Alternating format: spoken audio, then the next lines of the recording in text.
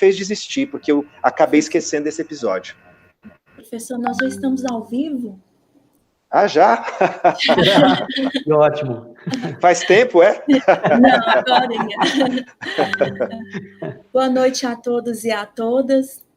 É com muita alegria que o Programa de Pós-Graduação em Desenvolvimento Social, por meio de suas coordenadoras, a professora doutora Andréia Maria Narciso Rocha de Paula, professora doutora Mônica Maria Teixeira Amorim, dão boas-vindas a todos nessa live via YouTube no canal do PPGDS TV, com o tema Apropriação Cultural e Racismo, com a ilustre presença do palestrante professor Dr. Rodney William. Nossa live contará com a mediação também dos professores doutores Maria Railma Alves e Denilson Meireles. Passemos para a leitura dos currículos. Professora doutora Railma Alves é doutora em Ciências Sociais pela Universidade do Estado do Rio de Janeiro, mestre em Educação pela Universidade Federal de Minas Gerais, graduada em Ciências Sociais pela Universidade Estadual de Montes Claros, graduada em Ciências Sociais, bacharelado também pela Universidade Estadual de Montes Claros. Atualmente, é chefe do Departamento de Política e Ciências Sociais da Universidade Estadual de Montes Claros e professora efetiva das áreas de Sociologia e Metodologia na mesma instituição. Suas áreas de interesse e atuação são desigualdades sociais contemporâneas, educação, raça, cor, preconceito, discriminação e estigmas. Professor Dr. Idenilson Meireles, graduado em Filosofia pela Universidade Estadual de Montes Claros, mestre em Filosofia pela Universidade Federal do Paraná, doutor em Filosofia pela Universidade Federal de São Carlos, realizou estágio de pós-doutorado na PUC Paraná e atualmente é professor do Departamento de Filosofia da Universidade Estadual de Montes Claros, professor permanente do Programa de Pós-Graduação em História, Programa de Pós-Graduação em Desenvolvimento Social e professor do mestrado profissional em Filosofia. Coordenador do Grupo de Pesquisa Pensamento Contemporâneo e membro do Grupo de Pesquisa e Estudos de Gênero e Violência. Tem experiência na área de filosofia, com ênfase em filosofia contemporânea, se dedicando aos seguintes temas: genealogia e crítica, subjetividade, ética e crítica dos valores, de modo especial a partir da filosofia de Nietzsche, normalização e práticas de resistência, biopolítica, governamentalidade e gestão da vida a partir de Michel Foucault. O nosso palestrante convidado, professor Dr. Rodney William, possui graduação em Ciências Sociais pela Pontifícia Universidade Católica de São Paulo, é mestre em Gerontologia pelo Programa de pós-graduação em Gerontologia da PUC de São Paulo e doutor em Ciências Sociais pelo Programa de Estudos Pós-Graduados em Ciências Sociais da PUC São Paulo. Tem experiência na área de antropologia, com ênfase em antropologia, atuando principalmente nos seguintes temas: candomblé, senioridade, memória e apropriação cultural. É autor do livro Apropriação Cultural, 7º volume da coleção Feminismos Plurais, coordenado por Djamila Ribeiro, tratando o tema da apropriação cultural sob a ótica histórico-cultural do colonialismo, relembrando o processo de aculturação e aniquilamento dos costumes pelo qual passou os povos escravizados. Faz, a partir daí, a conexão com as práticas predatórias dos mercados capitalistas colonizadores atuais, que se valem dos traços culturais de um povo para lucrar e esvaziam de significado esses símbolos de pertencimento. Passo a palavra para o professor doutor Idenilson Meireles.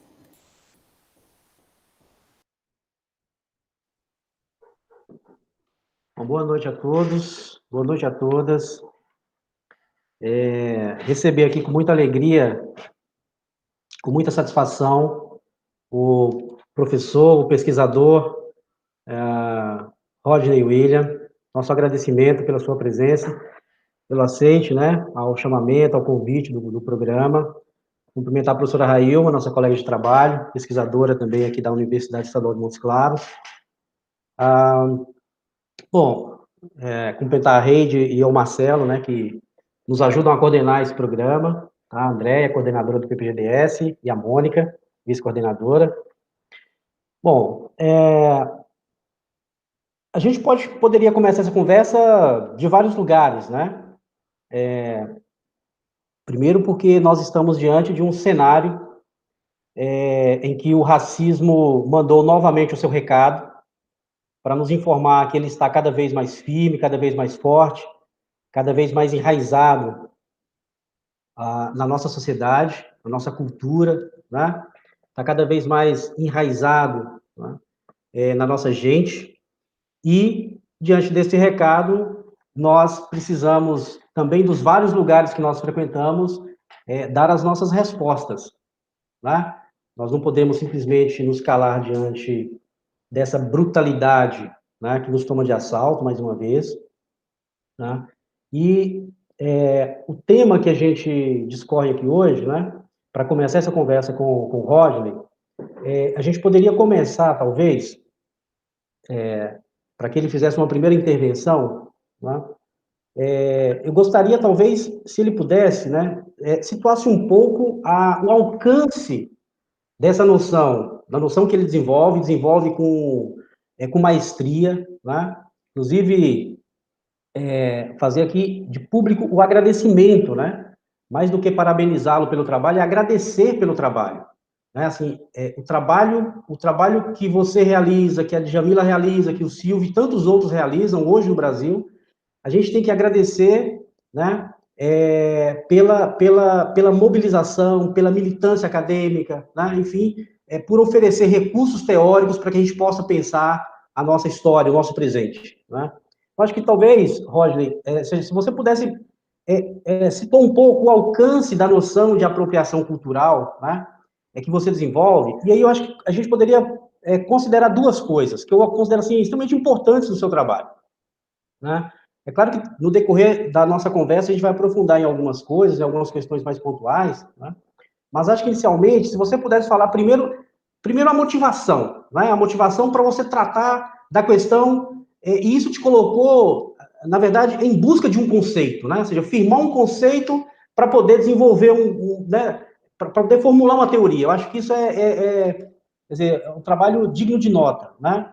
Quer dizer, a motivação, né, para você tratar do tema, né, do modo como você fez muito bem no seu trabalho, no seu livro, e vinculado a isso, uma coisa que eu achei assim extremamente importante no teu trabalho e que a gente precisa realizar constantemente, né, e que a gente pouco faz, inclusive na academia, que é o modo como você busca, né, na ausência do conceito pronto, você busca uma fonte que é uma fonte importantíssima para nós, para o tema, né, que a gente discute, que é o Abdias Nascimento.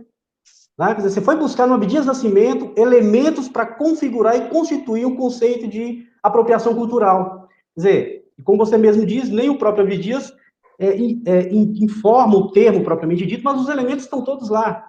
Quer dizer, buscar na própria filosofia nacional, no pensamento nacional, no pensamento de um autor brasileiro, as condições de formulação de um conceito que se tornou um conceito preciso, né? Um conceito importantíssimo para a gente desenvolver. É claro que o conceito ainda pode tomar outros rumos, mas, de alguma forma, já abriu um horizonte para a gente discutir uma questão importante, né? Que é a questão da apropriação cultural e ao qual o racismo se vincula de forma direta, né? Quer dizer, talvez começar por aí, se você pudesse, então, citar um pouco a tua motivação e essa fonte, né, que é o Abdias Nascimento.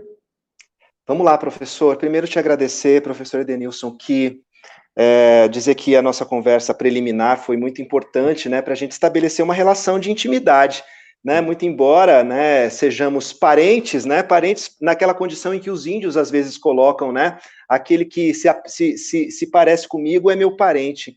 Então eu sou muito feliz de encontrar, né, de te encontrar aqui, professor, encontrar a professora Railma, também Marcelo, que foi tão gentil, Eide, né, que conheci agora, pessoas muito gentis que tiveram toda a paciência para a gente poder agendar essa conversa e aprofundar esse debate, né? Porque, como o senhor bem disse, professor, o conceito ele está aí para a gente questionar, para a gente aprofundar, para a gente, né, lançar a mão dele para aperfeiçoar, inclusive, né? Tanto que o capítulo em que eu vou buscar esse conceito, eu denominei A Procura de um Conceito, né? Porque não havia um conceito, né, formulado, você tinha uma série de discussões que estavam aí espalhadas pelas redes sociais, né, por várias questões polêmicas que foram surgindo de apropriação cultural, sem que houvesse um conceito propriamente formulado, e aí muita gente dizendo que isso era uma bobagem, que a apropriação cultural não servia para nada, e outras pessoas mostrando a seriedade do assunto, e aí eu querendo sair dessa coisa do pode ou não pode, e acho que foi, de certa forma, isso que me motivou, né, nessa busca. Mas claro que eu fui provocado, né, a escrever esse livro, porque eu sou, como vocês já devem saber, eu sou colunista da Carta Capital, escrevo, né, semanalmente, e eu ia escrevendo sobre assuntos que iam surgindo durante a semana, e aí a minha coluna sai na sexta-feira, então, conforme aquilo que a semana ia apresentando de assunto, eu ia formulando textos e reflexões para fazer o meu artigo na sexta-feira, para apresentar meu artigo na sexta-feira. E teve uma questão que me chamou muito a atenção, que foi a questão da capoeira gospel. E aquilo me incomodou demais. Capoeira gospel foi uma das coisas que mais me incomodou. Outra coisa já tinha me incomodado, que foi a polêmica do acarajé, né, que foi chamado de bolinho de Jesus, né, vendido por baianas neopentecostais, né, pelas ruas de Salvador.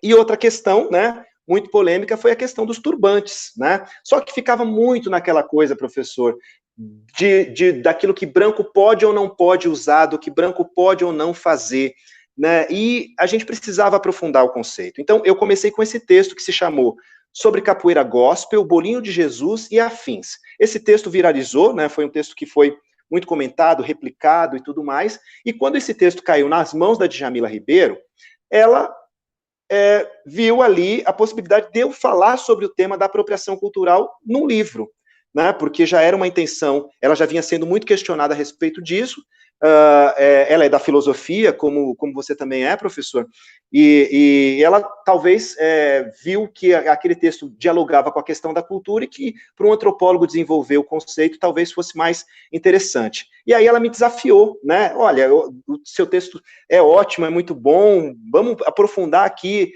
esse conceito e trabalhar de uma outra maneira. E aí eu comecei a buscar as referências, né?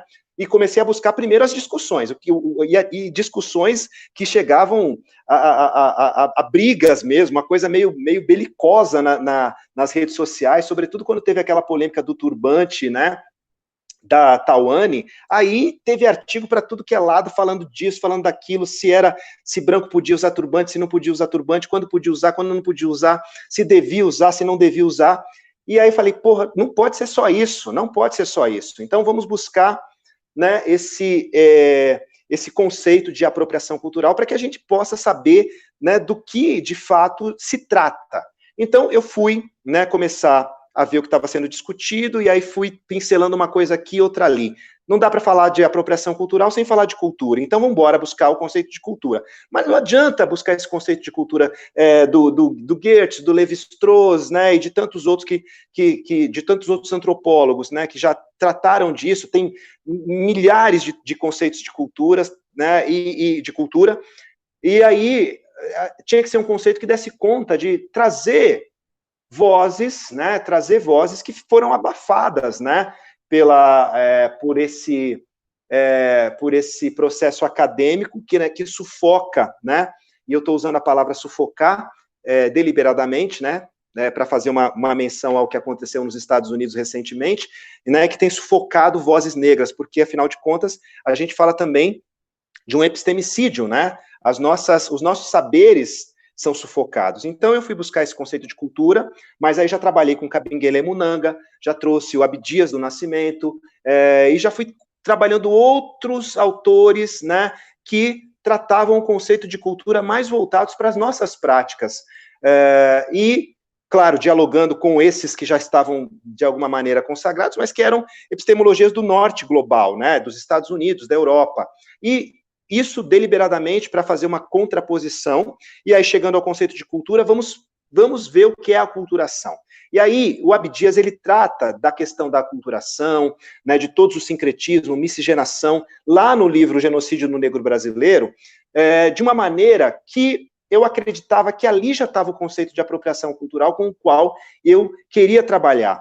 Só que ele chamava, naquele momento, de aculturação. Então, era preciso diferenciar o que eu estava entendendo por aculturação ali, né, para formular esses conceitos, para partir para uma teoria. Então, eu diferenciei, né, a partir do conceito de cultura, eu fui falando de padrão cultural, de aculturação, de assimilação, de intercâmbio, de todas as trocas, falei, né, introduzi Exu, né, como um orixá, né, da narrativa, como o grande orixá da narrativa, para falar desse processo de troca como um processo que, de certa forma, estava ali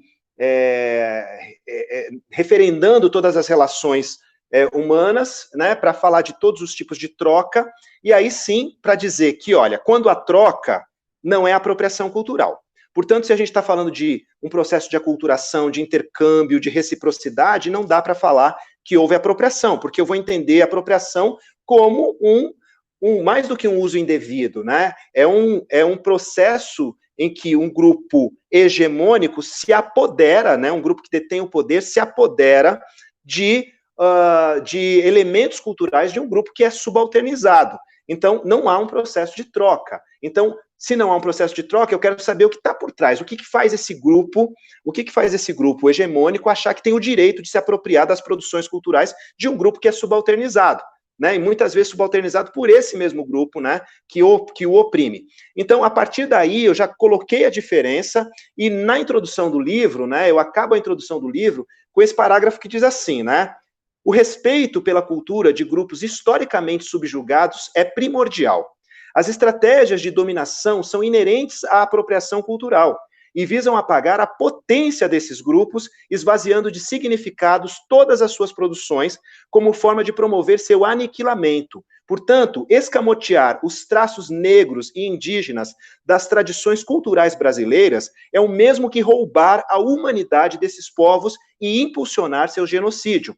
É uma violência, um crime. Então, ali eu já disse bem, na introdução eu já disse como é que eu ia tratar, dali em diante, como é que eu ia tratar a questão da apropriação cultural, como uma violência, como um crime, como algo absolutamente imbricado com a questão do racismo e com todas as estratégias do racismo, aliás, como uma estratégia muito eficaz do racismo para promover o genocídio de uma população que é oprimida. Então, a partir daí, eu me aprofundei não só nos conceitos colocados pelo Abdias do Nascimento, mas também fui revisitar o Fanon, né, e trouxe um outro texto do Fanon em que ele fala da questão da cultura associada à questão do racismo, e a partir dali ficou mais tranquilo para desenvolver o conceito, também fazendo esse conceito dialogar com as discussões que estavam presentes nas redes sociais, trazendo, obviamente, tudo aquilo que eu fui compilando nas redes sociais, porque acho que não seria honesto da minha parte, né, fazer um trabalho desse porte sem perceber que havia uma discussão que estava dada nas redes sociais e eu precisava revisitar tudo que estava sendo discutido, inclusive para trazer os exemplos e para mostrar que aqueles exemplos precisavam ser entendidos sob a luz de algo muito mais profundo, muito mais estruturante, que é o racismo.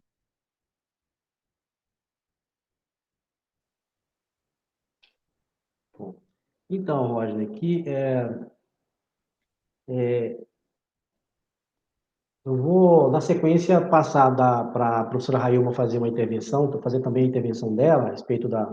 Essa é uma questão que você coloca aí, que eu acho que talvez a gente pudesse explorar um pouco mais desse seu trabalho.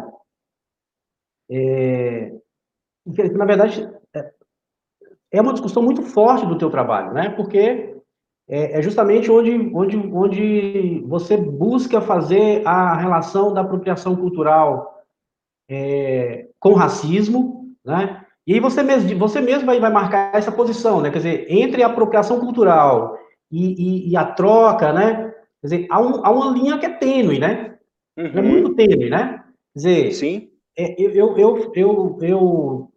perguntaria o seguinte, quer dizer, nessa linha tênue, né, que há entre a apropriação cultural e as trocas, né, como você coloca, quer dizer, os pontos que seriam aqueles pontos que você considera os pontos mais fortes entre apropriação cultural e racismo, né? Uhum. Quer dizer, acho que isso é um ponto forte do teu trabalho e é um elemento importante para a gente poder discutir, justamente assim, para a gente discernir com clareza, né? Quer dizer, até onde a gente pode ir nessa linha tênue, né?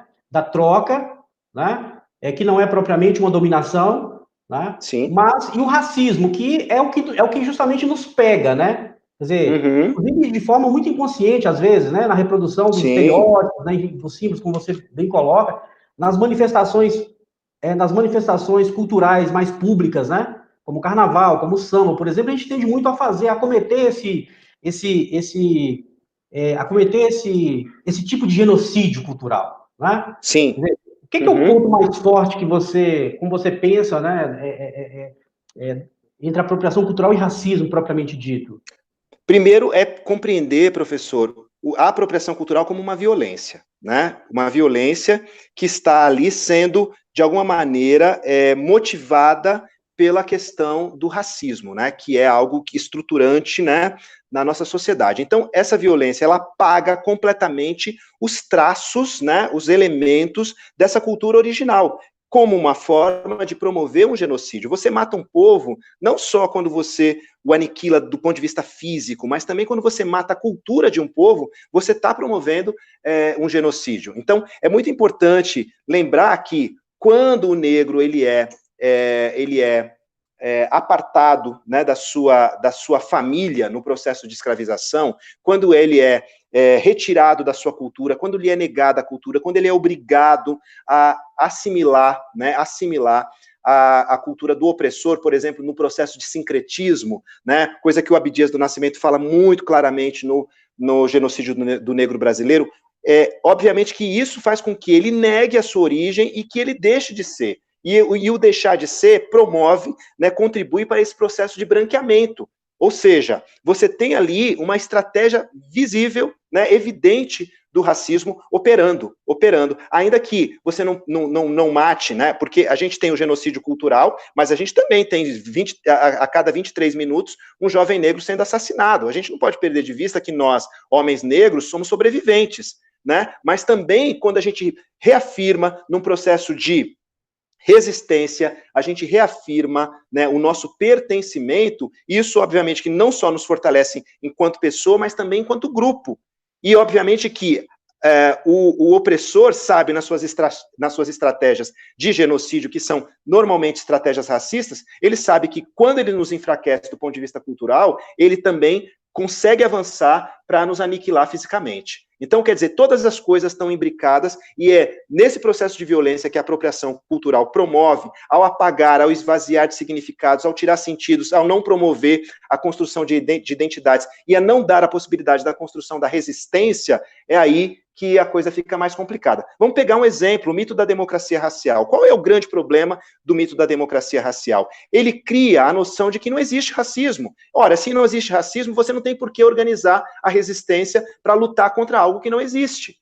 Entende? Então, isso faz com que toda a nossa luta seja esvaziada.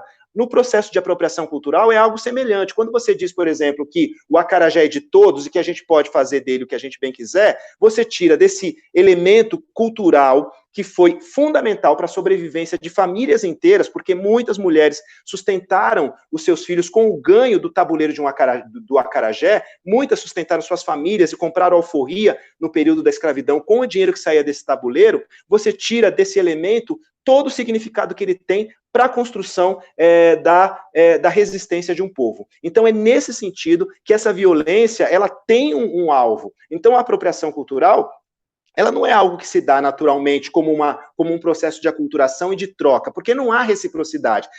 Você toma de um povo oprimido sem devolver absolutamente nada. Quando você vai, por exemplo, para a questão da sociedade de consumo, analisar a questão da apropriação cultural dentro do sistema capitalista, em que muitas vezes, né, você tem uma empresa, uma indústria, né, você tem a indústria da moda, a indústria fonográfica, indo lá beber, sorver numa fonte e não devolver nem os créditos, né, nem os créditos para essa fonte, você tem um problema sério, porque ali está se dando a destruição de um povo. Muitas vezes você tem naquele cocar que o índio vende nas ruas de Paraty, né, durante a Flip, ele tem ali o momento de ganhar o dinheiro da subsistência dele para o resto do ano. Para o resto do ano. Então, se você vai lá, pega aquele cocar, alguém vai lá e produz aquilo em série, transforma num item de moda, como uma pretensa homenagem, na verdade, isso é uma forma de violência que tira desse indígena a possibilidade de ter a sua subsistência, né? Tira a possibilidade de manter o seu povo. Então, a gente precisa pensar nesses processos como processos que estão tirando dessas populações a sua possibilidade de sobreviver, a sua possibilidade de construir não só uma relação direta com a identidade, né, do seu grupo cultural, mas também com a permanência dessas tradições para que também os seus grupos possam permanecer através da transmissão desses saberes. Obrigado, Roger, por enquanto. Vou passar, então, para a professora Railma, fazer as considerações dela, enfim, estabelecer aqui o debate. Então, boa noite, né, professor Edenilson, a Eide, Marcelo, agradecer o programa de pós-graduação, Desenvolvimento Social, e dizer ao Rodney que eu me sinto, assim, privilegiada, né, por esse encontro, por estar compartilhando um pouco das nossas angústias, das nossas travessias, né, de como que os nossos conhecimentos, e no caso em especial, o conhecimento produzido por você, tem ajudado na autoestima de jovens, né, de intelectuais negros, e contribuído principalmente para a compreensão, né, de novos quadros de referência para nos ajudar e, consequentemente, nesse fortalecimento da identidade negra. Então, vejo, assim, de forma bastante feliz, né, essa oportunidade de dialogar com você, porque eu estou aprendendo também a partir da sua produção. E quando você traz, né, grandes categorias aqui apresentadas, apropriação, cultura e racismo, me parece que essas categorias, elas ganham cada vez mais centralidade no debate, né, no nosso debate na atualidade, em função de todos os problemas que estamos avistando, né, e vivenciando, chorando, perdendo os nossos entes queridos.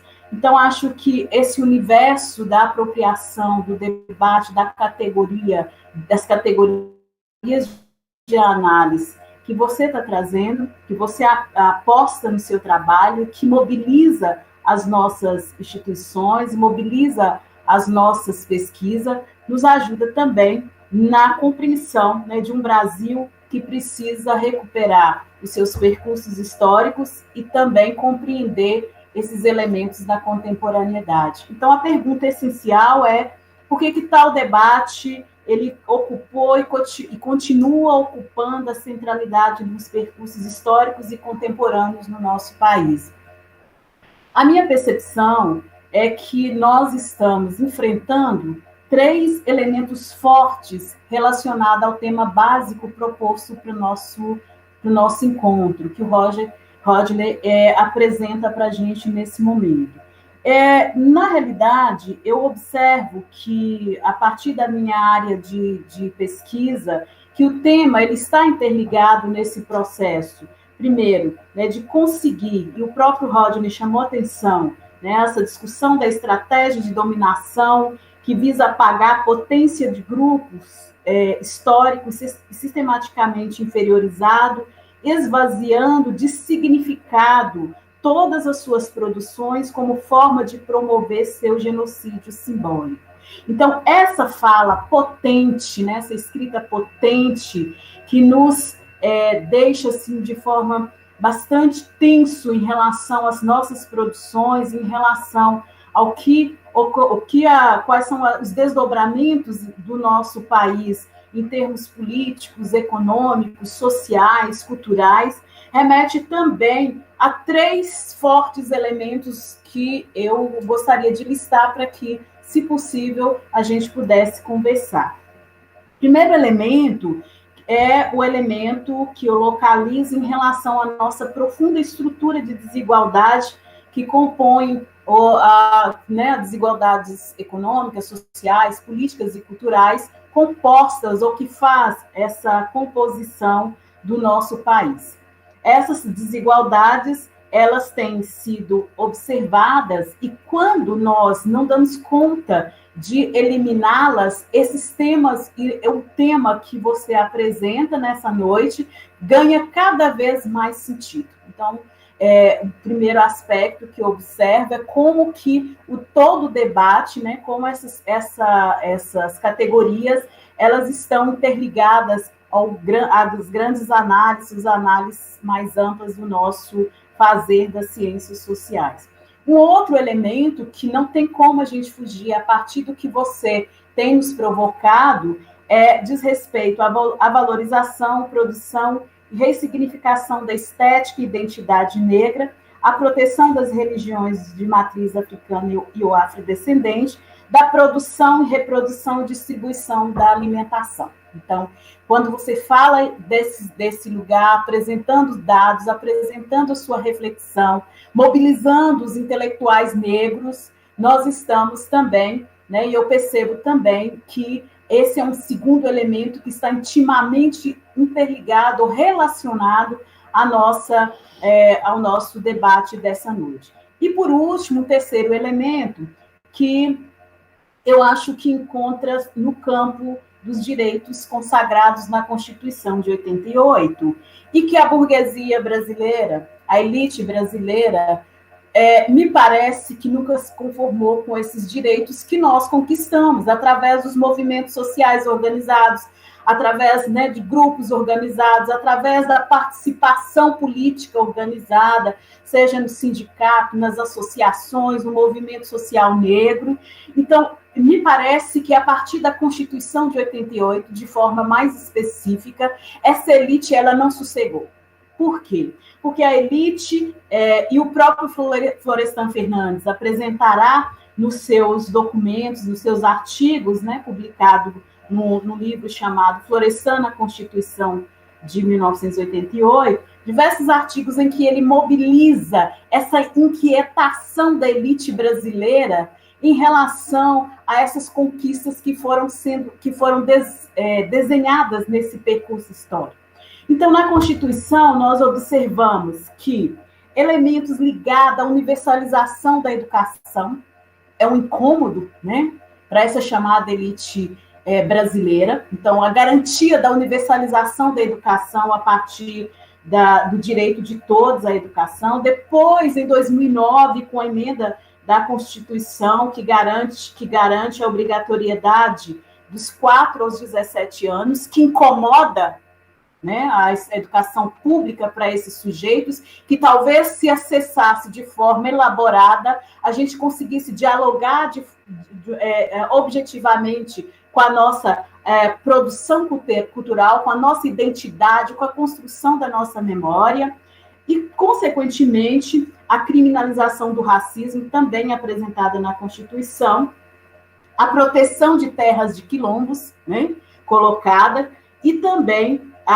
toda uma proposta de proteção das manifestações das culturas indígenas, afro-brasileiras e de outros grupos que foram observados ou que são observados nesse processo. Dos desdobramentos, você já vem falando isso, eu já, né, acompanhei em algumas entrevistas, em diversos momentos, apropriando-se de elementos que estão apresentados sem uma conexão direta com a nossa identidade, né? Sem dar conta de dialogar com os nossos sujeitos, e os nossos desdobramentos, que me parece também que essa elite brasileira não deu conta de trabalhar com essas conquistas que foram sendo apresentadas a partir de 88 em seus diversos desdobramentos. Exemplo, Lei 10.639, né, que institui a obrigatoriedade do ensino da África e da história da população negra no Brasil, que não consegue ser de uma forma problematizada e incorporada de forma decisiva nos currículos, né? O próprio Estatuto da Criança e do Adolescente, a proteção das crianças de um modo geral, mas de forma especial das nossas crianças, dos nossos jovens negros, né? O Estatuto da Igualdade Racial e a Lei de Cotas. Então, esse apanhado rápido me parece que são conquistas que essa população, que esse grupo, que essa elite, ela sente-se, de uma forma mais objetiva, ela não consegue interpretar ou assumir de forma tranquila, né?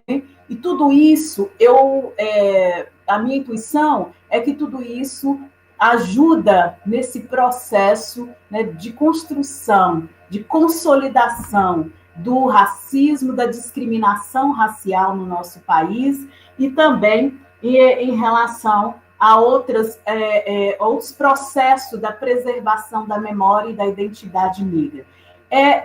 Elementos que, no processo de construção, né, da nossa identidade e também do nosso fazer, estão dados, e que, felizmente, você traz, você escuta, você apresenta, né, dados onde recorta, né, a partir da apropriação cultural e do racismo. Então, a minha satisfação enorme é só mesmo assim que eu fiquei ouvindo e depois eu fui anotando esses elementos que têm dialogado, e no contexto nosso atual, sendo ignorado, né, por secretários, por gestores no nível municipal, no nível estadual, e mais, por colegas no nível superior, por professores, por profissionais de educação no nível superior, por reitores que, às vezes, têm deixado que essa juventude, que poderia se qualificar, faça ou utilize da sua própria criatividade para resolver um problema específico, que é a desigualdade tecnológica.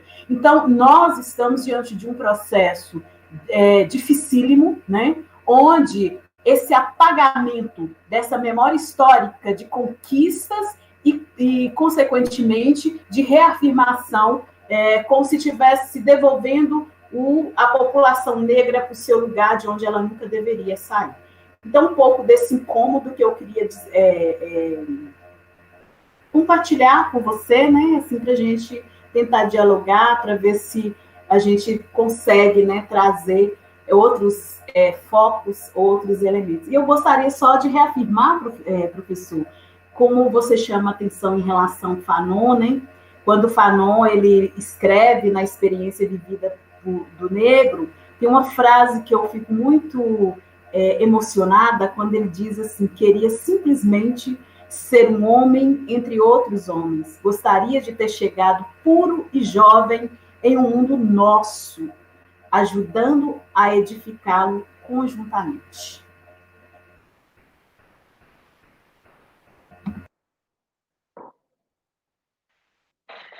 Seu microfone está fechado, Roger. Opa, okay. Bora. Agora sim. Professora Railma, primeiro agradecer pela possibilidade desse diálogo, né? É muito importante essa sua intervenção, e todos os apontamentos que você faz são muito pertinentes, e me provocam a pensar uma série de coisas que certamente a gente não vai achar resposta para nada aqui, mas a gente vai poder se sentir provocado a aprofundar esse debate e a seguir, de certa maneira, buscando soluções e buscando alternativas para entender, mas também para não perder aquilo que a gente conquistou. Eu gosto de lembrar sempre o professor Milton Santos, né, que dizia que nossa elite confunde direito com privilégio. E eu acho que é muito importante que a gente perceba, né, que nessa construção dos privilégios, né, a gente sabe a quem eles foram dados e a quem eles foram negados, né? Aliás, não os privilégios foram negados, os direitos foram negados à população negra, à população indígena, e nem o direito à própria cultura, né? Muitas vezes, e é isso que a gente fala, né, quando a gente trabalha a questão da apropriação cultural. Claro que falar de uma sociedade que se estrutura no racismo é dizer que o racismo ele atravessa todas as relações sociais, né? Ele não só está determinando os lugares sociais, mas ele também está determinando uma série de coisas. Ele está determinando os acessos, ele está limitando os acessos, ele está dizendo quem pode, quem não pode, e nesse sentido é muito importante que a gente enfrente a questão do racismo, porque enquanto a gente não tocar e assumir essa questão do racismo como uma questão que estrutura a nossa sociedade, que está aí, né, dizendo, por exemplo, como os nossos corpos vão se movimentar, né, porque parece uma questão boba, mas a gente sabe que corpos negros e corpos brancos, né, eles se movimentam a partir daquilo que a estrutura racista está impondo para a gente, né, nós não reagimos da mesma forma, né, negros e brancos não reagimos da mesma forma diante da presença da polícia, né? Há coisas que um branco faz e que um negro não ousaria fazer, por exemplo, correr, simplesmente correr porque está atrasado para pegar um ônibus, né? Você corre o risco de ser confundido sendo um homem negro, você corre o risco de ser confundido com um assaltante e tomar um tiro. Você não pode carregar um guarda-chuva sequer, você não pode usar uma furadeira, né, sem correr o risco de ter esses instrumentos confundidos com uma arma, né? Mas só na mão de um negro que um instrumento como esses é confundido com uma arma. Então é importante que a gente perceba que o racismo nos faz ver as coisas, né? O racismo nos faz movimentar, né, os corpos de tal forma que muitas vezes a gente se limite do ponto de vista dos passos que a gente pode dar dentro de uma cidade. A cidade é organizada, as cidades são organizadas a partir dessa estrutura racista. E a legislação também é organizada a partir disso. Sobretudo a legislação que pega e a legislação que não pega, né? E a 10.639 é a legislação que não pega. E não pega por quê? Porque favorece, né, a população negra, né? Por que há tanta contestação das políticas de cotas? Por que esse Estatuto da Igualdade Racial encontra tanta dificuldade para avançar? Porque mesmo os elementos que estão no Estatuto da Criança e do Adolescente encontram tanta dificuldade para serem aplicados. Veja bem, quando se trata de beneficiar uma população que foi, né, ao longo da história, né, completamente excluída de todas as possibilidades de direito, você tem, mais uma vez, a estrutura se sobrepondo às relações. Então, de qualquer maneira, quando um elemento negro, um sujeito negro, se vê diante do crime de racismo, por exemplo, e a dificuldade que é para denunciar, né, para fazer com que aquele crime seja tipificado como racismo, daí já se inventou o crime de injúria racial. Ora, se injúria racial não é racismo, né, o que é aquilo então? Então o que a gente está entendendo, compreendendo como racismo, quando a gente vai estar diante de um crime de racismo, quando a gente vai estar diante de um crime de racismo que possa punir pessoas brancas que cometem crimes contra pessoas negras, né? Porque eu acho que é mais provável que a gente veja um negro ser preso por racismo reverso, que é uma coisa que não existe, mas que eles são capazes de inventar para que eles possam, mais uma vez, colocar o negro no seu devido lugar. E é esse lugar, né? Esse lugar do encarceramento, esse lugar do manicômio, esse lugar da margem, da periferia, do lugar que não é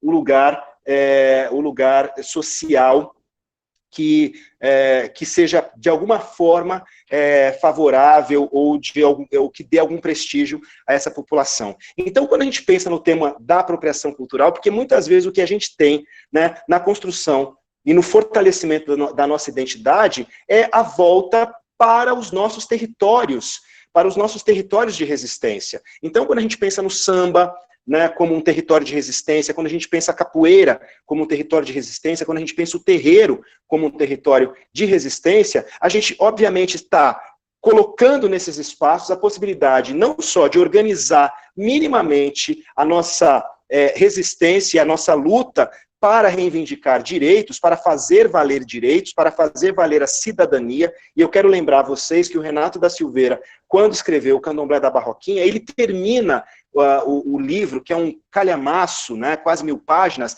ele termina o livro falando exatamente que o primeiro candomblé que se organizou com a intenção de buscar, né, a cidadania. Era uma organização de pessoas negras que aspirava à cidadania dentro de um contexto que era absolutamente adverso. Então é muito importante que a gente pense a capoeira não como uma brincadeira, não como uma dança, né, que era aquilo que os senhores de engenho achavam que era. Nós sempre soubemos que a capoeira é uma luta, né? Djamila Ribeiro lembra sempre disso. Nós sempre soubemos que a capoeira é uma luta. Então, capoeira é insurgência. E aí, quando você coloca um elemento de insurgência fundamental para a construção da resistência negra como um elemento de evangelização, você desvirtua completamente, você esvazia completamente, você desrespeita a memória das pessoas que lutaram e que morreram para preservar esse legado.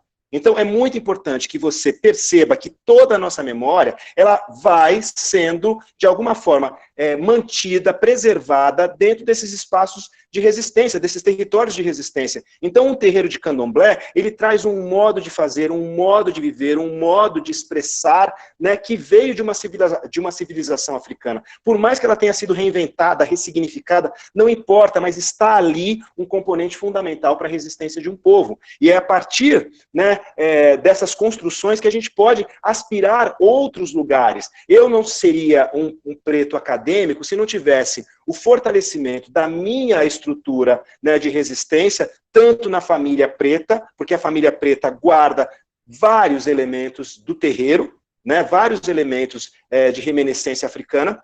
Então, dentro de uma família preta, a gente já é educado, né, a gente já é forjado para resistir, né, porque senão a gente não sobrevive, se a gente não aprender a ter jogo de cintura, e é em casa que a gente aprende a gingar muitas vezes, para escapar de bala perdida.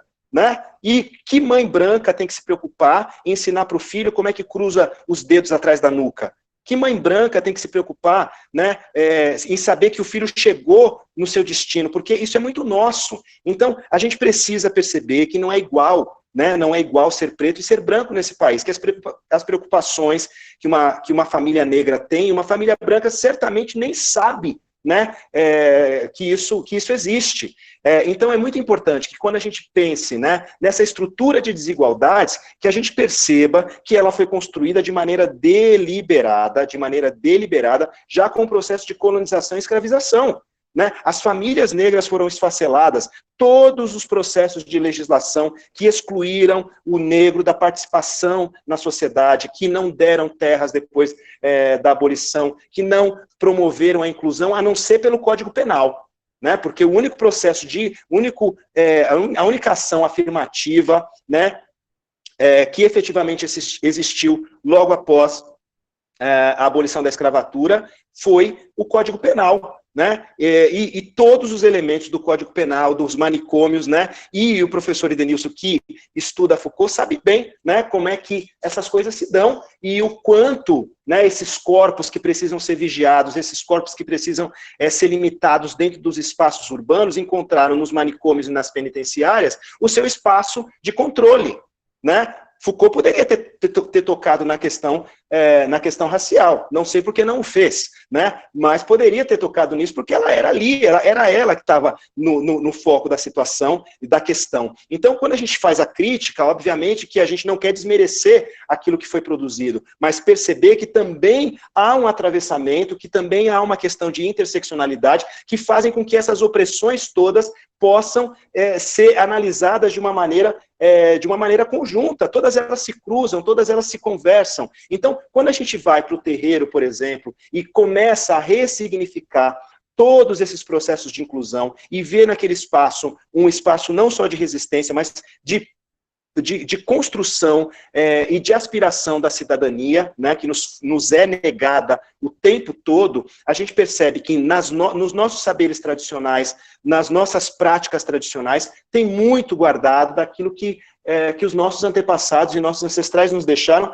como um elemento fundamental para a nossa sobrevivência. Não só do ponto de vista da organização familiar, onde as mães são mães de todos os filhos, o que você tem não só uma maternidade ampliada, mas você tem um sentido de proteção ampliado, né? Você sabe, uma mãe preta, ela sabe que se ela faltar, ela vai ter outra mãe que vai cuidar dos filhos dela. E isso não é diferente nas comunidades indígenas, né? Eu estava conversando com uma amiga que estava dizendo outro dia que ela tem amigas indígenas que já são avós sem nunca ter sido mães biológicas, né? Porque esse processo biológico, para nós, nas construções sociais muito maiores dessas relações, não só de parentesco, mas também nessas relações de ancestralidade, são muito maiores para nós, né, que somos povos também originais, né, que estamos aí preservando a nossa cultura nos quilombos e também nas aldeias indígenas, né, e que esse conceito de família ampliada, de família estendida, extensa, né, ele é muito importante para não só pensar nas estratégias de sobrevivência, mas também de ampliação dos espaços de cidadania. Eu costumo dizer que o candomblé, ele é um projeto de poder, ele tem um projeto de poder, e que a gente precisa perceber nesses territórios de resistência, como o samba,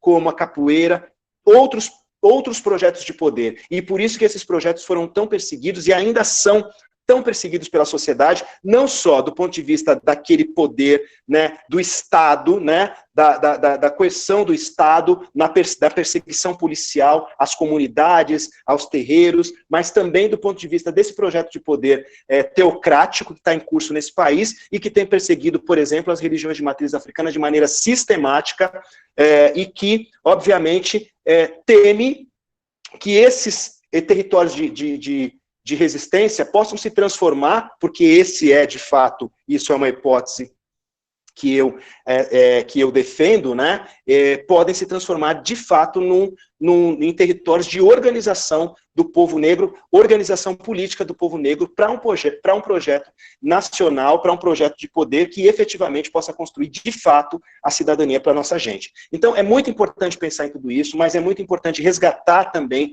esses valores que estão não só nos nossos terreiros, mas também naquilo que os nossos intelectuais negros produziram. Então, não dá para deixar de falar de Milton Santos, porque ele já estava falando disso que eu estou falando, né? Eu não estou falando nenhuma novidade, eu estou simplesmente reproduzindo, mas trazendo também os elementos daquilo que é minha vivência, né? Porque a gente precisa incorporar as nossas vivências também como um dado das nossas pesquisas. Nós temos memória, e essa memória coletiva, ela dialoga, né? Então, nós estávamos conversando antes dessa live começar, nós estávamos conversando justamente sobre os elementos de memória que nos fazem, né, perceber as coisas de um outro jeito e saber, né, nominar, né, todas as opressões que nós sofremos, inclusive no âmbito acadêmico. Então é muito importante que nós encontremos nesses territórios de resistência também a possibilidade de organização do povo negro, nesses movimentos negros, que não são movimentos negros organizados do ponto de vista formal, mas que são movimentos que permitiram, inclusive, a todos nós estarmos aqui, por exemplo, discutindo, nós, pessoas negras,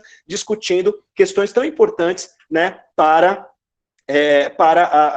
a ciência e para os saberes, para o conhecimento de uma maneira geral. São epistemologias negras, são epistemologias da resistência, mas são epistemologias que precisam ser incorporadas no universo acadêmico para que a gente possa, inclusive, influenciar politicamente as discussões que se fazem no âmbito social e para que a gente possa avançar em programas que efetivamente promovam a igualdade. Rodney, assim, a questão que a Rayuma coloca é uma questão, assim, é uma questão de fundo, né, extremamente importante, e ela baliza vários momentos do seu trabalho, da sua abordagem, das suas falas, né, não só no livro, mas também das entrevistas, enfim. E aí tem uma questão que eu queria te devolver, que é a seguinte, muito nessa linha da questão que a Rayuma coloca e que você já apontou bem, porque há, de fato, eu diria, há uma generosidade na formulação, no modo como você formula o conceito de apropriação cultural, porque, de fato, você não fecha o conceito. Acho que isso né, é de uma generosidade acadêmica rara. E aí, eu fico pensando o seguinte, né, há vários recortes que dá para fazer, que a gente poderia fazer, que eu acho que é uma herança que você vai deixar, né, tá deixando aí para quem vai estudar, enfim, que a gente pode pegar várias linhas de argumentação para fazer um trabalho um trabalho extremamente sistemático sobre vários lugares, vários momentos de apropriação cultural no Brasil. Por exemplo, por exemplo, o samba. Né? Uhum. Por exemplo, o samba. Se você fazer a história do samba no Brasil pela apropriação cultural. Aquela coisa do samba e da bossa nova, por exemplo, né? Que é assim, você fala disso com uma desenvoltura e acho que é justamente disso que se trata. Quer dizer, e várias outras questões, né? Porque eu fico imaginando o seguinte, como é que a gente pode admitir, por exemplo, que um dos maiores compositores de samba desse país, que é o senhor Nelson Sargento, viva de vaquinha, né? Quer dizer, o homem que alimentou boa parte do samba, da música brasileira, o cara que escreve poesia, é um pintor de paredes, né? Quer dizer, e assim, quer dizer, alimentou boa parte do samba brasileiro e vive hoje assim à míngua, né? Uhum. Quer dizer, são coisas dessa natureza. Mas tem uma coisa nessa fala da Railma que me remete à seguinte questão. Quer dizer, como é que a gente pode, então, a partir desse ódio, né? Esse ódio mobilizado pelas elites brasileiras, por exemplo, né? Quer dizer, como é que a gente pode empreender uma luta antirracista, né? Uma luta antirracista nesse contexto brasileiro, considerando não somente a omissão, né? E eu sei que você tem dados de processos crime, por exemplo, né? Enfim, de alguns casos de apropriação. Quer dizer, não Sim. somente de omissão do Estado em processos de exploração e subjugação da população negra, população indígena, da classe trabalhadora, enfim, né? Quer dizer, não só a omissão, mas a cumplicidade. Quer dizer, não é só a omissão, mas é a cumplicidade. É o pacto, né, que a gente estava conversando um pouco antes de iniciar aqui. Quer dizer, a cumplicidade das instituições da República, né, com a apropriação cultural. Né? Quer dizer, com o genocídio dos jovens negros, né? Quer dizer, com o feminicídio e por aí vai.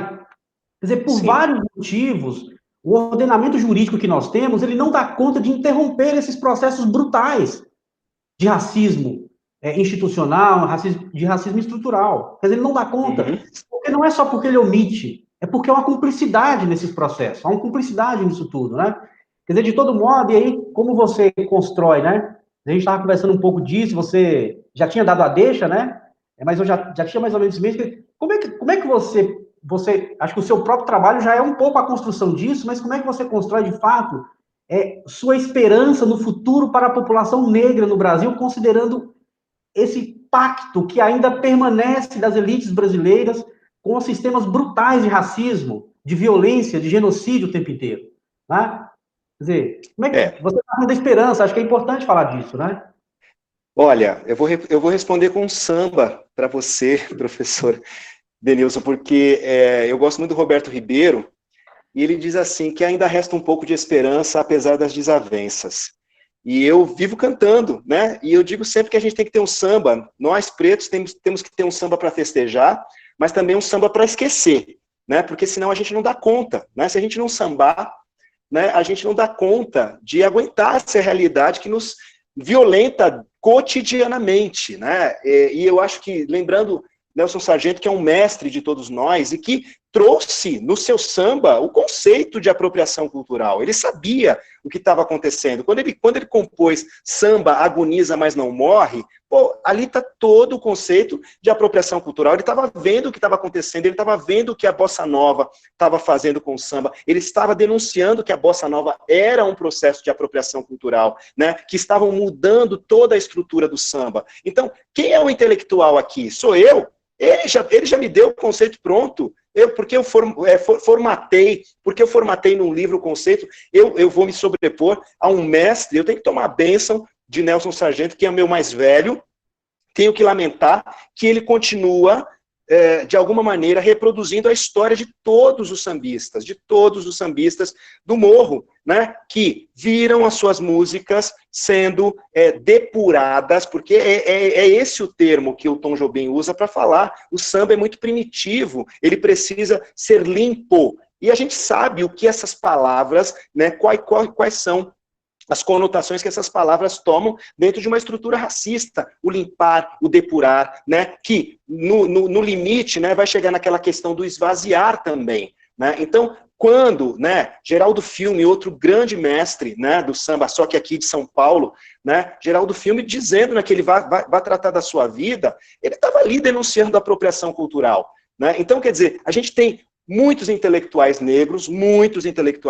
que conseguiram, de alguma maneira, não só denunciar, mas também transformar, muitas vezes, a realidade do povo negro, porque fizeram com que a gente pensasse naquele lugar que a gente estava ocupando e que a gente pudesse construir também o movimento de resistência. Porque eu acho que o ponto-chave aqui, professor, é justamente essa questão de trabalhar a noção de identidade, não em contraposição à noção de resistência, mas como a resistência como eu diria, um aprofundamento, né, um aprofundamento radical dessa noção, dessa noção de identidade, que não dá conta do que a gente é enquanto povo. A noção de resistência, quando associada à apropriação cultural, ela vai nos mostrar que, na verdade, a apropriação cultural é também apropriação política. Porque a minha conclusão, no final das contas, é essa, a gente não está falando só de apropriação cultural, a gente está falando de apropriação política, porque a gente está falando de estrutura de poder. E, obviamente, quando você exclui, né, as pessoas de um processo de participação social, mas quando você também se apodera dos elementos culturais e simplesmente toma dessas comunidades, desses povos, desses grupos, os seus elementos culturais, você tira um grande poder, um grande potencial, né, dessas populações. Então, era muito importante colocar o conceito dentro desses parâmetros, para que a partir daí, e aí foi mesmo deliberado, professor, deixar o conceito aberto. Vamos embora, gente, aqui não é para fechar nada. Pelo contrário, eu acho que a maneira como as epistemologias negras nos ajudam, né, as epistemologias de resistência, né, das encruzilhadas, por exemplo, né, para usar os conceitos que estão aí sendo forjados não só por mim, mas tem muitos pensando em decolonialidade, muitos pensando num saber que extrapole essa coisa que está dada, né, do ponto de vista eurocêntrico, sempre voltando para a coisa do cartesianismo, e a gente precisa avançar, a gente precisa ir além dessa coisa do colonialismo, para que a gente possa falar que a encruzilhada é um símbolo, não só de interseccionalidade, mas que Exu também pode ser não só aquele orixá que comunica todo o universo, como ele pode se transformar no meu grande paradigma, para que eu possa pensar a partir da encruzilhadas em todas as epistemologias que são possíveis, né? Então a gente tem a pedagogia das encruzilhadas, como o Luiz Rufino bem coloca, um grande pensador desse processo decolonial, em que a gente precisa pensar que toda essa colonialidade que ainda nos violenta, ela é um grande carrego que a gente precisa despachar, que a gente precisa jogar, né, na maré de vazante, como se diz na Bahia, para que isso vá para bem longe da gente, para que a gente possa, a partir daí, reconstruir com os saberes que foram preservados nos territórios de resistência, todas as nossas lutas, todos os nossos saberes, né, sendo reorganizados, para que a gente possa construir, de fato, aquilo que vai nos conduzir para o caminho, né, pavimentar o caminho que vai nos levar para a construção dessa igualdade que a gente tanto almeja. Claro que não é um processo simples, claro que não sou eu que vou dizer quais são os caminhos que a gente precisa seguir, mas eu acho que todos nós juntos vamos pensar, e estamos fazendo de alguma forma, cada um, né, dentro da sua área, cada um dentro do seu universo, a gente está pensando. Eu não estou atuando na universidade, né, claro, fazendo palestras, escrevendo, mas a minha atuação é no terreiro. Eu sou um babalorixá, eu sou um sacerdote, e eu gosto de dizer que eu sou um babalorixá antropólogo, e não um antropólogo babalorixá. Eu gosto de dizer que o sacerdote, ele vem antes do pesquisador, ele vem antes do acadêmico, porque eu fiz questão de demarcar naquele espaço branco, naquele espaço narcísico que é a universidade, eu fiz questão de demarcar de que lugar eu estava falando, de que lugar eu estava defendendo a minha tese, e falando sobre as nossas coisas e os nossos saberes. Então, quando a gente atravessa, né, esses limites, né, quando a gente avança, né, nesses espaços que nos foram negados, historicamente nos foram negados, a gente não só contribui para a luta dos nossos ancestrais, como a gente também pavimenta o caminho para que as gerações que vão nos suceder possam trilhá-lo, né, com mais tranquilidade. Eu sei, professor, Denilson, que muitas vezes eu vou nessas minhas idas e vindas, né, dando voltas, e que eu falo sobretudo menos sobre aquilo que me perguntaram. Mas é meio que um estilo prolixo, mas de qualquer maneira, eu acho que é tão importante a gente tocar, né, de uma maneira mais profunda naquilo que não está dito no livro, mas que precisa ser dito. Eu tenho que reconhecer a genialidade de um Nelson Sargento, até porque eu acho que o Brasil deve a ele. O Brasil deve devolver a ele tudo que ele nos legou, porque não é justo, né, não é justo e não é digno para um país que se quer um país avançado, desenvolvido e pleno, né, não respeitar uma pessoa dessa envergadura como uma autoridade, porque ele é uma autoridade, ele é uma grande autoridade, não só do samba, mas da cultura brasileira, que o samba não só representa, como é algo que fala profundamente e fala como um saber, né? O samba é ciência, né? Por mais que ele seja, como disse Vinícius, a tristeza que balança, eu prefiro lembrar que é nesse terreiro do samba, que se preservam não só os grandes saberes, né, os grandes ensinamentos, mas eu tenho que lembrar que aquilo que eu aprendi de história negra e de cultura negra, eu aprendi na escola de samba, né? Se eu sei quem foram os grandes personagens das grandes revoltas, das grandes insurgências negras neste país, eu aprendi cantando samba-enredo, né? Eu aprendi a saga dos orixás cantando samba-enredo, eu aprendi a louvar a memória de Zumbi dos Palmares cantando samba-enredo. Então, a gente precisa reconhecer as escolas de samba como um território de resistência e, mais do que isso, como um território de preservação dos saberes que deram ao povo brasileiro a sua identidade. Ótimo, acho que é isso.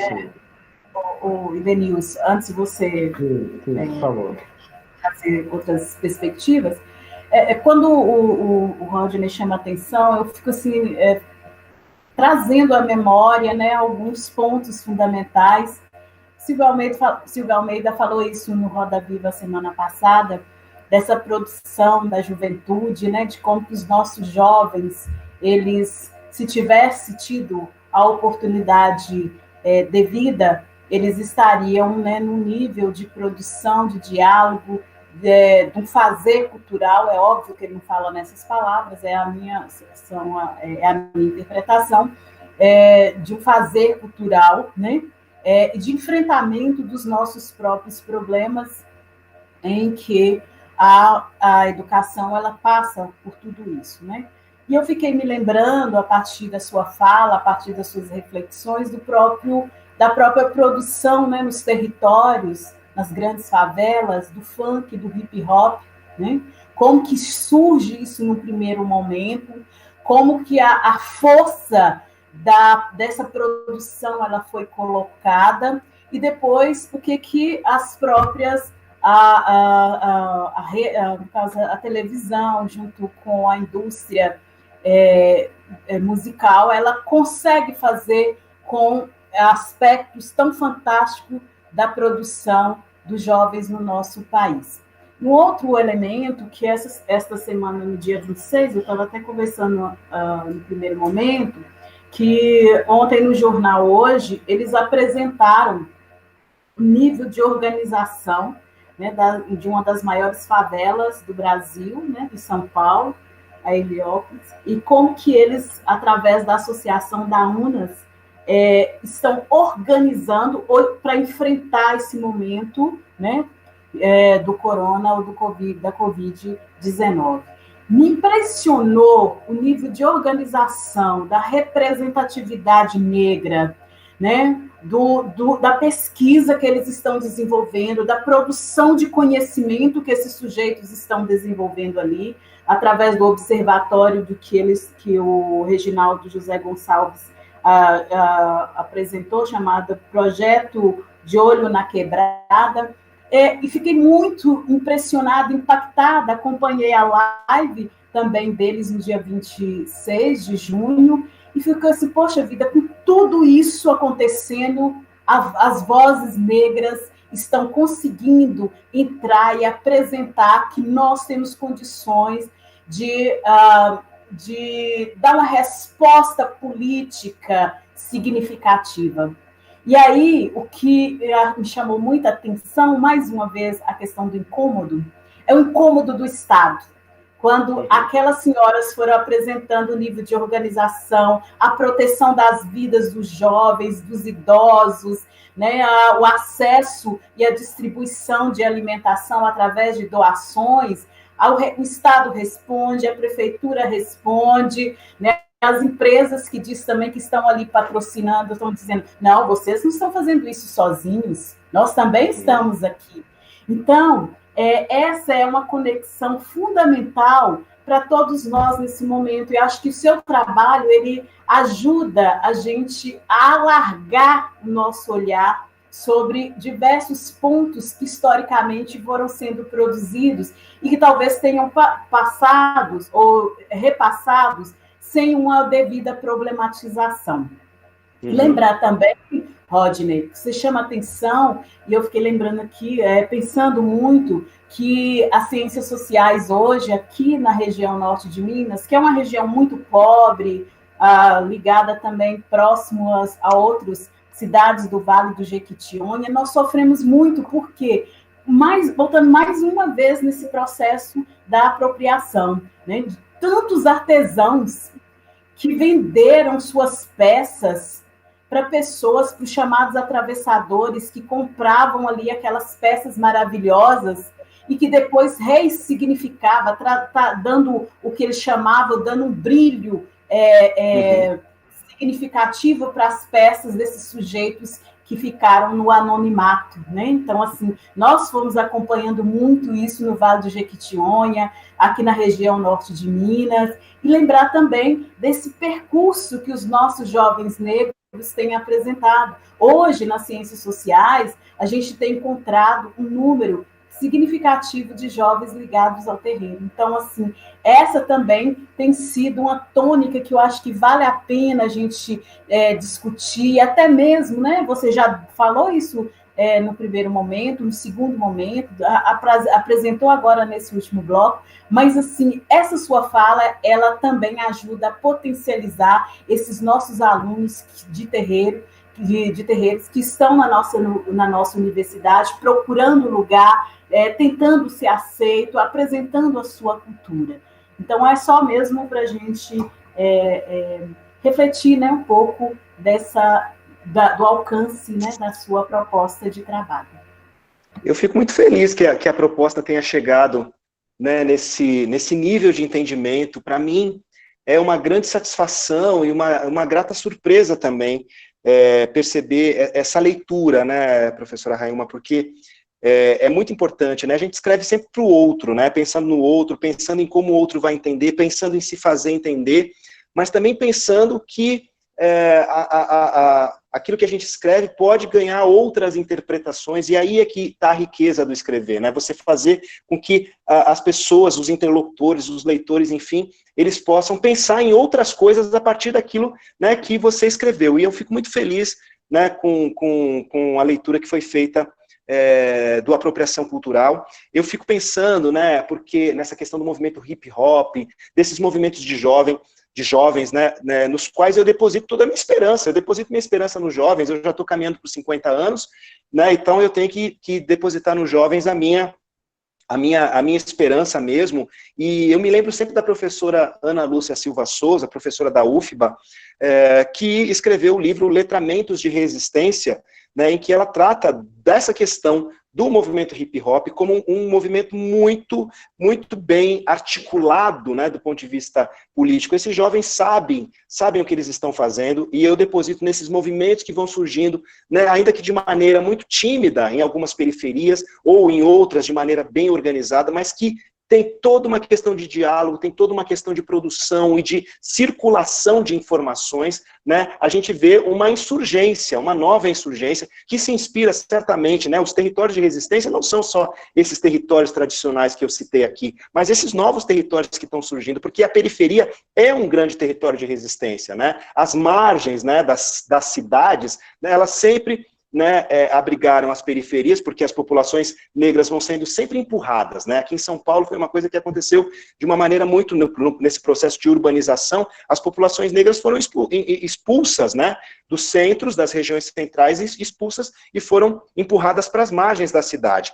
E aí eu fico pensando, né, quando a gente cria essas formas de interação, de solidariedade, de resistência, né, no incômodo, né, que o Estado, né, que se cria no Estado, e obviamente que a gente vê a perseguição, muitas vezes empreendida pela força policial, a perseguição ao funk, por exemplo, é a mesma perseguição que se fez em outra ocasião, né, num passado não muito distante, ao samba, à capoeira, ao candomblé, e hoje se persegue ao samba porque é uma perseguição à cultura negra, porque eu digo que a demonização de Exu, na verdade, era uma síntese da demonização da pessoa negra e da cultura negra.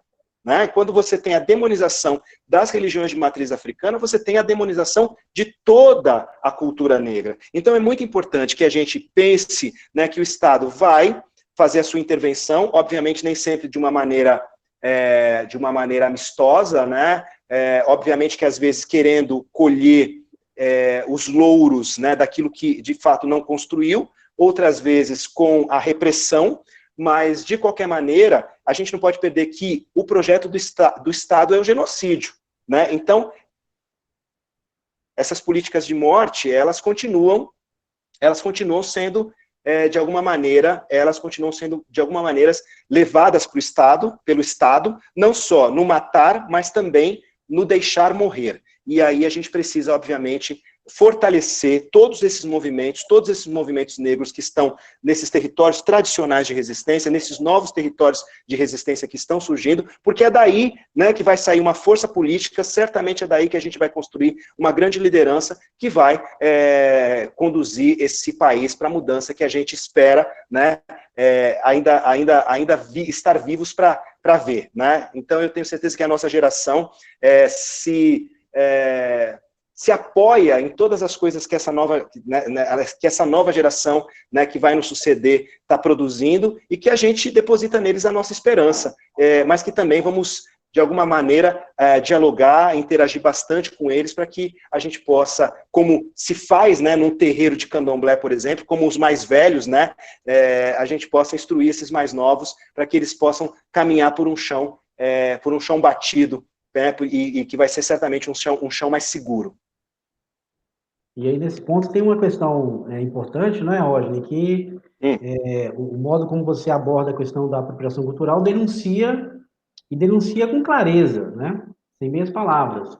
É o fato de que o mesmo sistema que demoniza a cultura negra, que demoniza o negro, que demoniza o candomblé, que demoniza... Quer dizer, é o mesmo sistema que se apropria daquilo que ele entende ser o que há de melhor, da estética, dos ornamentos, quer dizer, para ostentar. Né? Sim. Apagando sempre a cor, né? Apagando a cor, esvaziando de significados, tornando isso palatável, até porque muitas vezes, né, dentro de um sistema capitalista, isso vai ser transformado em produto. Então, orixá não tem cor, orixá é energia, né? E aí as pessoas vão, porque a gente sabe o quanto as religiões de matriz africanas se abriram para a sociedade, mas que se abrir para a sociedade significou ter pessoas não negras dentro do terreiro. E, obviamente, que não tem problema nenhum, né, não ser negro e estar no terreiro.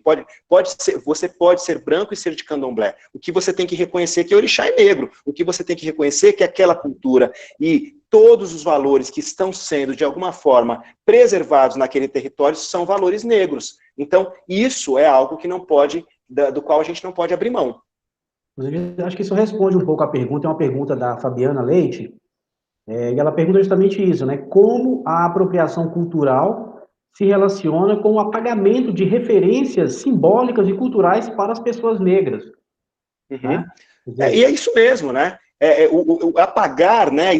Apagar é esvaziar de significados. E quando você apaga a cultura, você quer apagar o indivíduo. A gente não pode perder de vista que você está apagando pessoas, né? Quando você apaga a cultura de um povo, você está tentando, de alguma maneira, aniquilar esse povo. E aí é que reside o grande problema da apropriação cultural. Então, como é que a gente pode reagir, né? E aí é que entra a questão da resistência, e é por isso que eu faço questão de demarcar que resistência, nesse caso, é muito mais interessante, né, a gente falar da apropriação a partir desse conceito de resistência, porque você também coloca, você também traz a noção de que ela interage, né, e ela tem uma preocupação política, do que falar da questão da identidade, porque a identidade você pode, a partir dos processos de assimilação, de aculturação, melhor dizendo, né, do qual a assimilação é um desdobramento, né, a partir dos processos de aculturação, você pode construir identidade. Não dá para dizer que não houve uma construção de identidade negra dentro das igrejas católicas. Hoje você tem missas aculturadas, né? Agora, você tem que pensar até que ponto essas missas aculturadas, ou até que ponto a incorporação de alguns elementos das religiões de matriz africanas pelas igrejas neopentecostais, não são também uma forma de não perder os fiéis para os terreiros. Né? Então, há uma estratégia nisso. Quando a igreja diz, olha, vamos reconhecer a cultura negra e botar tabaco na missa, o que eles não querem é que o preto que está na missa vá para o terreiro. Né? Quando o pastor se veste de branco e faz a sessão do descarrego, ele não quer que o fiel dele saia da igreja e vá buscar o descarrego dentro do terreiro. Então, é no território, né, no terreno da política, da luta política, que se travam os grandes debates sobre a apropriação cultural. No fundo, é isso. Quer dizer, né, Roger, desse ponto de vista, quer dizer, a gente... é discutível, né? Quer dizer, esse limite entre aquilo que é propriamente o reconhecimento da diferença e o que é a intolerância propriamente, né? Claro. Quer dizer, na verdade, claro. É um jogo maquínico aí, né? É isso. E quando me serve, eu uso. Né? Quando é interessante, eu pego a capoeira e transformo a capoeira num elemento de evangelização. Né? Mas, ao mesmo tempo, eu estou ali retirando o nome de orixá das cantigas e estou botando o nome de Jesus, eu estou tirando o nome dos mestres e o nome dos golpes e botando a palavra de Deus e assim por diante. Então, eu estou desvirtuando completamente, esvaziando de significados, mas eu não estou deixando de reconhecer, né, de legitimar uma construção que chega no povo. A capoeira chega, né, o pastor com birimbau, né, ele vai chegar, isso quem disse foi um outro pastor, né, foi um adepto da capoeira gospel, que o pastor de birimbau, ele chega aonde o pastor de terno e gravata com a Bíblia não vai chegar. Porque, veja bem, né, quando uma pessoa se converte de uma religião de matriz africana para uma religião neopentecostal, ele precisa ter nessa religião neopentecostal algum elemento de identidade, né, que o faça, né, se sentir, pelo menos, acolhido dentro daquele universo. Então, esses fenômenos de sincretismo, né, da atualidade, que eu vou chamar de sincretismo entre aspas, porque é justamente nesse sentido que o Abdias colocou lá no genocídio do negro brasileiro, eles são usados como estratégia de dominação.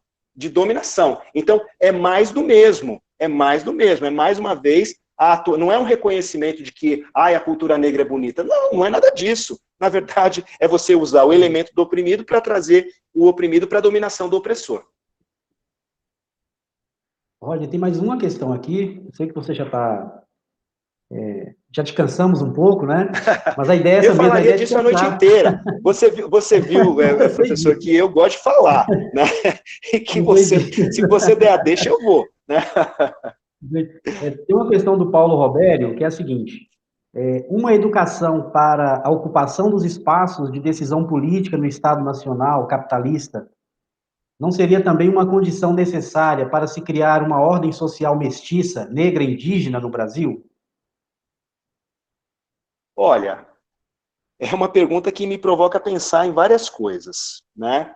Eu acredito que sim, né? Eu acredito que a gente precisa pensar no processo de inclusão de minorias nessas instâncias de poder. Mas isso depende de uma outra construção, de um outro tipo de fortalecimento que talvez passe por outros processos de luta, né? Não é simplesmente... A gente sabe que a gente tem uma construção política, né, uma organização política, em que as eleições de representantes, né, é algo que é fundamental para que você tenha representatividade. Então, você tem uma população de maioria negra, isso pressupõe que você tem um eleitorado de maioria negra e de maioria feminina, mas nem por isso as mulheres e os negros estão representados nessa proporção, né, por exemplo, nas instâncias do poder legislativo.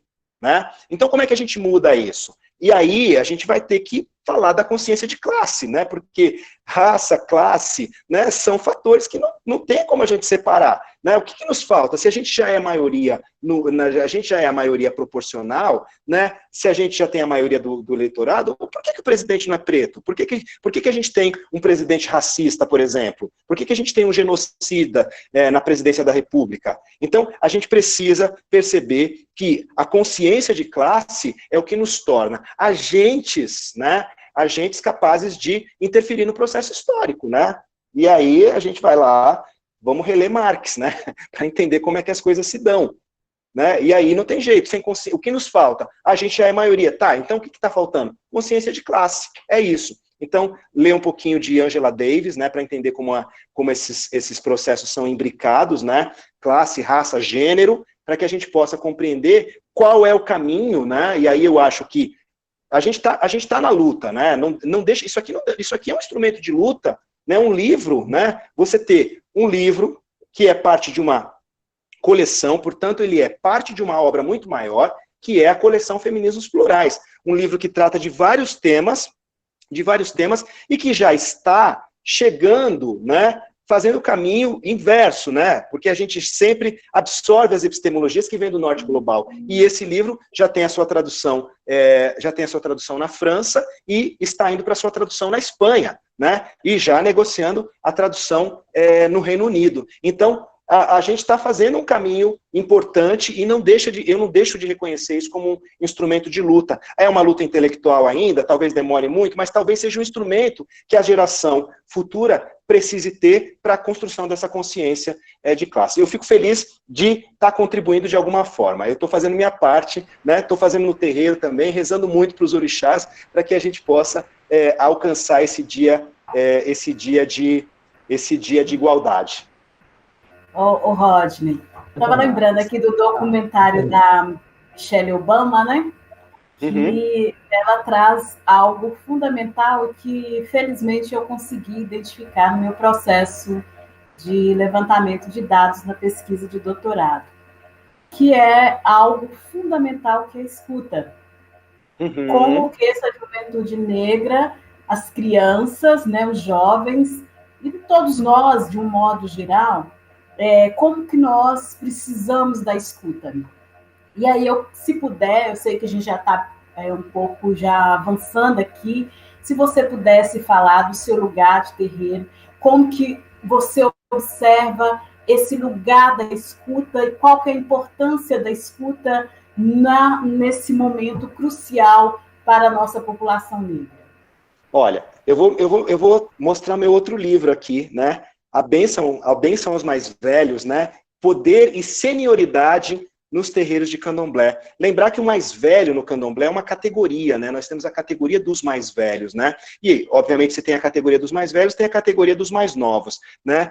E esses mais velhos, eles são os detentores dos saberes, né? E eles trocam o tempo todo com os mais novos, porque os mais novos aspiram esse lugar de mais velho. Então, é muito importante que a gente exercite no dia a dia do terreiro o ouvir, né, a audição como um instrumento, inclusive, de aprendizado, porque no candomblé nada se ensina e tudo se aprende. Então, o mais velho dá o exemplo, o mais velho faz, o mais novo observa, o mais novo se espelha no mais velho, e assim, né, os saberes vão sendo disseminados dentro do terreiro. É muito importante que a gente perceba o quanto, né, no trabalho acadêmico, sobretudo quando você trabalha com a teoria da memória, o ouvir é importante, né? Sobretudo quando você trabalha com memória de velhos, né? E geralmente nessa sociedade, né, ocidental, os mais velhos são relegados para um plano de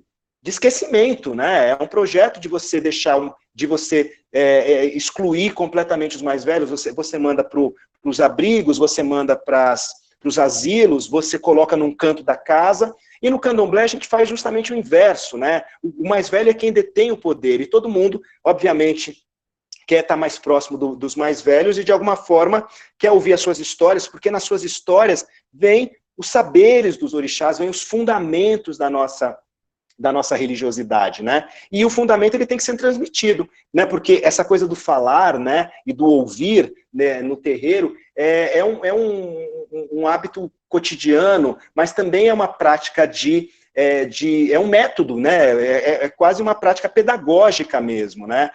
Então a gente não só exercita a escuta, como contar histórias, né? Eu acho que todo pai de santo é um pouco griot, também a gente preserva essa tradição do contar histórias, e assim a gente vai preservando os itãs, as metáforas, os oriquis, né? Os dizeres que são coisas simples, mas que vão dizer tanta coisa profunda a respeito do nosso papel nesse mundo e vão também, de alguma maneira, fortalecer, né? E nos fortalecer para a luta. Então, esse processo, de alguma maneira, ele está presente, né? Você sabe que as periferias são pretas, né? A pobreza nesse país, ela tem cor e ela tem gênero, né? Basta ver todas as reportagens de pessoas que estão no momento de dificuldade nessa época de Covid. Você vê as mulheres negras falando em nome das famílias. Então, como é que as famílias negras se organizam? Então, você tem essas famílias extensas que tem na figura central da mulher, né, aquela que vai, de alguma maneira, organizar a família e todas as relações que se dão a partir dali. E, obviamente, que nesse processo a gente sabe o quanto as periferias reproduziram, né, nas suas formas de solidariedade, de relações, reproduziram essas famílias extensas que estavam nos terreiros de candomblé. Então, muitas vezes você tem nas periferias aquele almoço de domingo de porta aberta, onde todo mundo entra na casa de todo mundo, onde todo mundo toma conta. Você não precisa pedir para uma mulher, né, da periferia tomar conta do seu filho. Ela vai tomar, é natural que ele obedeça àquela mulher que se coloca no papel de mãe, muitas vezes, para ele. Ele sabe que ele deve obediência ao mais velho, respeito ao mais velho, e que muitas vezes nesse processo, e por que eu usei a palavra bênção nesse livro? Porque para nós, né, o tomar a bênção é algo fundamental, e muitas vezes ainda em muitos lugares onde se preserva esse hábito, é uma forma de reconhecer, né, a importância dos mais velhos e a importância dessas relações, né? Tem lugares em que você pede bênção para qualquer mais velho, ele pode ser seu primo, né? Ele pode ser seu sobrinho, mas se ele for mais velho, você vai tomar bênção, e você vai tomar bênção a parteira que fez o seu parto, ou a parteira da cidade, né? A parteira é uma figura importante, é uma figura que tem autoridade, e são essas autoridades, nessas autoridades que se constituíram nessas periferias como grandes lideranças, né? Que conduzem, né, o nosso povo para outros lugares, para outras possibilidades, né, e para outras possibilidades de projeto e de sonhos. E eu acho que foi isso que, de certa forma, nos fez caminhar até aqui, né? É isso que levou você, eu, professor Edenilson, a fazermos e a suportarmos tudo que a gente suportou para levar os nossos doutorados e as nossas pesquisas adiante, a suportar, muitas vezes, o assédio moral disfarçado de orientação, e todas as opressões também que a gente sofreu nesse universo que é tão perverso para as pessoas negras. Sem dúvida. Quem sabe um dia você retorna para a gente falar sobre os ensinamentos e a força do terreiro. Mas eu vou ter o maior prazer. O maior prazer. Mas agradeço a vocês que exercitaram essa escuta generosa comigo hoje, né? É sempre bom a gente ter quem nos ouça, porque não tem sentido nenhum. A gente não escreve livro, a gente não faz tese para tudo isso ficar guardado na gaveta, para isso tudo ficar guardado dentro de uma biblioteca da universidade. A gente quer que esses saberes se expandam, né? A gente quer que eles sejam discutidos, criticados. A gente acha que é isso que vai fazer com que tudo que a gente produziu tenha sentido. Então eu fico muito feliz e agradeço a vocês pela leitura generosa que vocês fizeram do livro, pela maneira como vocês compreenderam e de alguma forma me devolveram em reflexões, né, em forma de reflexões, com muita generosidade aquilo que vocês leram e exercitaram nessa noite, né, vocês e todas as pessoas que estão nos assistindo, exercitaram esse ouvido, né, generoso, e eu só tenho a agradecer por essa troca que foi tão enriquecedora para mim. Que bom, que bom. Eu vou, então, a gente está chegando aqui ao final da do nosso painel, né, do PPGDS. Eu vou passar para a professora Railma para ela fazer aí as considerações finais dela, depois eu retorno para a gente encerrar. Então, eu fui recebendo aqui diversos recadinhos de orientandos, ex-orientandos, ex-acadêmicos do curso Ciências Sociais que trabalharam com a questão negra, né? A invisibilidade do negro no livro didático, trabalharam com os estigmas sofridos por os médicos cubanos no Brasil, né? E tudo que eles sofreram nas redes sociais, né? A alimentação, nós tivemos uma defesa de monografia que trabalhou com alimentação, observando a alimentação no terreiro, né? Então, pega um terreiro que o acadêmico participa e faz uma monografia brilhante sobre a alimentação. Então, eu acho que a sua fala, ela nos comoveu e, consequentemente, eu aprendi muito.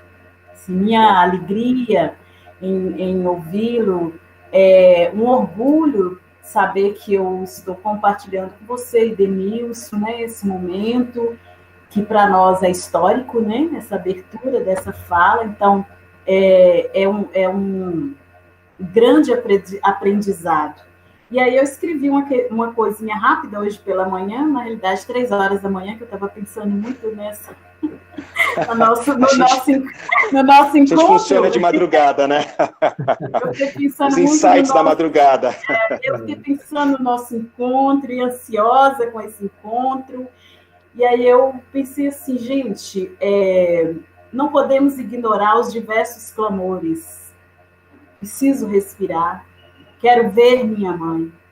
Vidas negras importam. Mas é preciso dizer que vozes negras precisam ser ouvidas e respeitadas. Sua voz, Rodney, e de diversos artistas, lideranças intelectuais negros, no contexto atual, tem se constituído em alicerce relevante no enfrentamento das mazelas e do projeto de desenvolvimento econômico, político, cultural e social em curso no nosso país. Imensa gratidão pela sua alegria, pela sua energia, por ter apresentado de forma tão simples e brilhante o tema apropriação cultural e racismo. Vamos marcar um encontro presencialmente. Vamos sim. E continuaremos discutindo. Um forte abraço e o meu agradecimento, meu reconhecimento e minha alegria por tê-lo encontrado nesta noite. Muito obrigado, professora Railma. Foi um prazer.